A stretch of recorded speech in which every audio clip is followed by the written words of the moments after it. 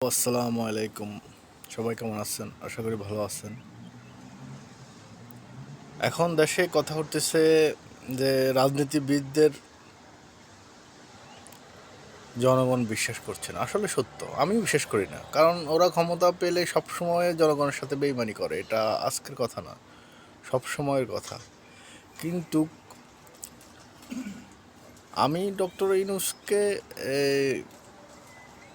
বিশ্বাস করি এবং আমি জানি উনি দেশকে অনেক এগিয়ে নিতে পারবেন। কিন্তু ওনার একটা দুর্বলতা হলো উনি যে ছাত্রদেরকে যেভাবে সমস্ত জায়গায় যেভাবে ছাড় দিচ্ছে, যেটার কারণে দেশে আজ আপনার মব মব সৃষ্টি হচ্ছে, বিভিন্ন জায়গায় লুট হচ্ছে, এ, এগুলো উনি নিয়ন্ত্রণ করতে পারছে না, এটা সত্য। কারণ ওনার দুর্বলতা হলো ওই ছাত্রদের প্রতি। কিন্তু ছাত্রদের ওই দুর্বলতা ওনাকে অবশ্যই দূর করতে হবে।